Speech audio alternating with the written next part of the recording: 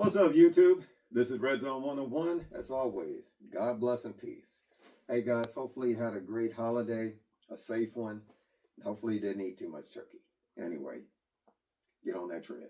Okay, wanted to talk to you about a new firearm that I just purchased. It's a firearm that I actually I'm starting to lose hope that it was actually going to come out. And that firearm is this one right here.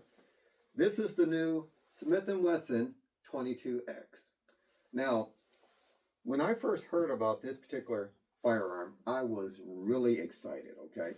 Because it's basically a Smith and Wesson. To me, it looks a lot like the 22 Compact, but there are some big differences, okay?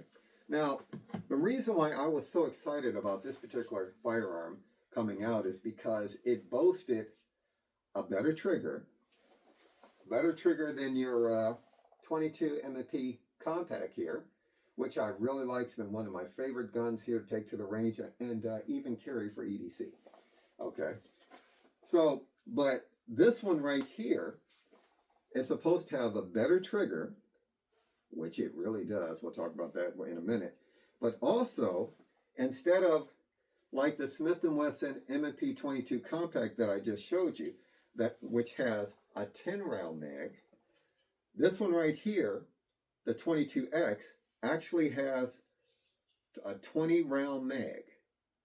And for a 22 semi-auto pistol, that's big.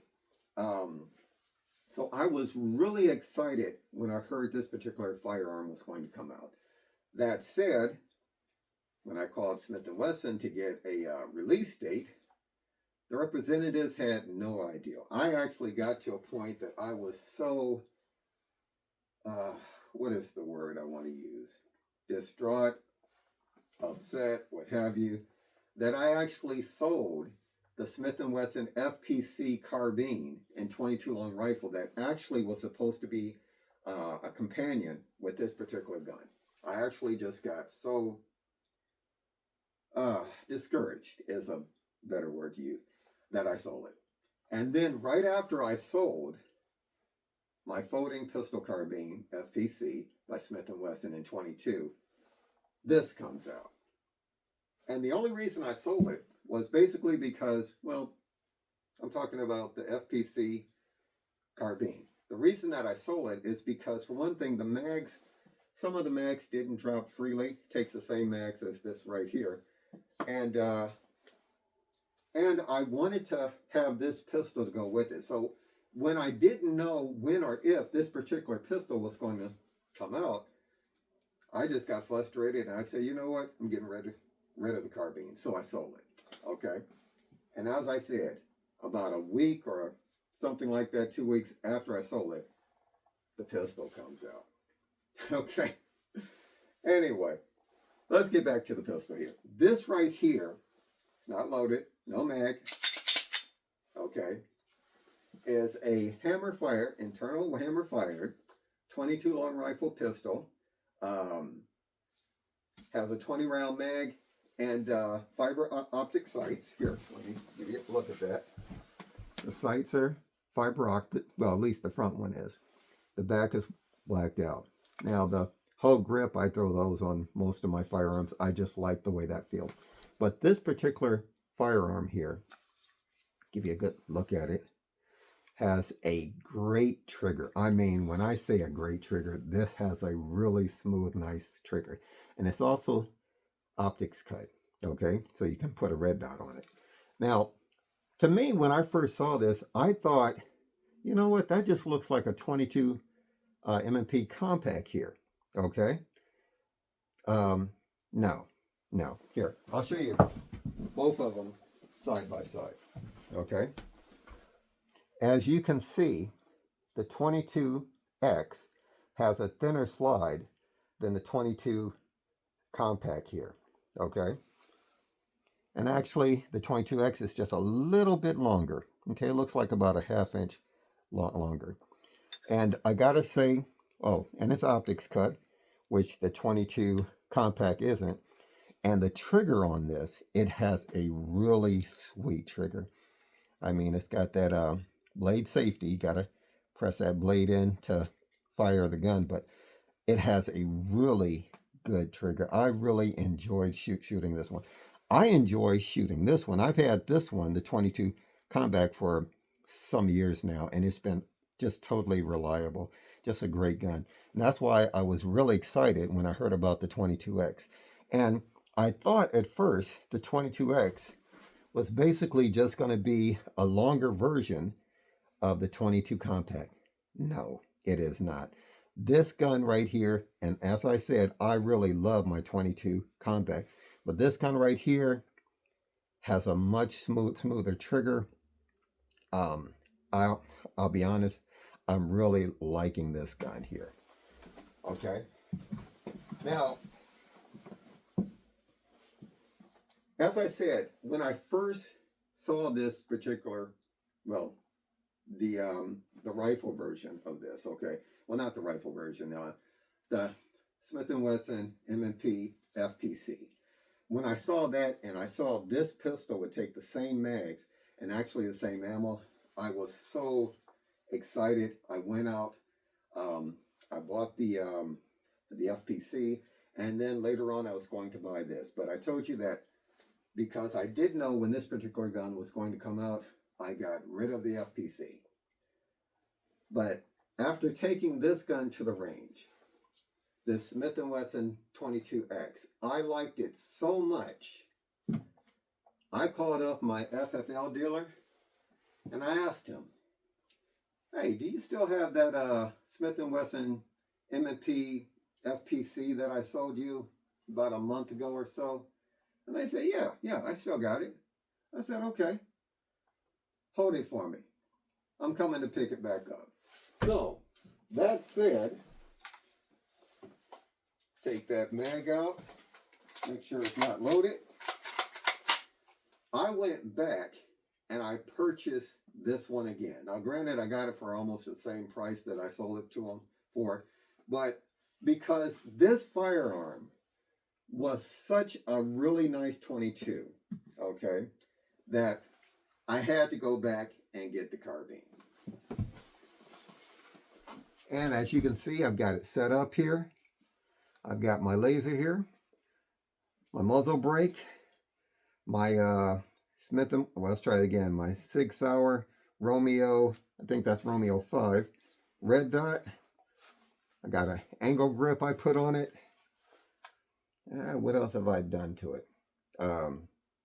Did a little adjusting to the cheek pad because with this particular carbine, the charging handle here, when it fires, the charging handle, this right here, and it's not loaded, actually comes back and forth. So a couple of times at the range, I got popped in the lip with it because I got too far up on the on the stock here. I had to look in the red dot. So I made a kind of a cheek rest here, but not just a cheek rest, but kind of reminder that this is where I want my cheek to be.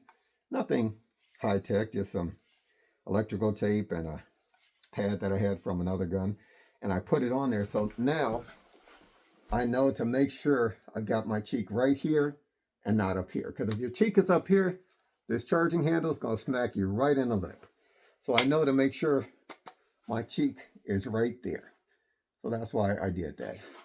And I got to say, I'm really glad I got this back because this gun plus this gun right here, if you had to have just two 22s, this might be the way to go. I mean, for a bug out with situation, camp gun, you just need to grab two firearms and go. This might be the way to go. Okay, so let's put that down.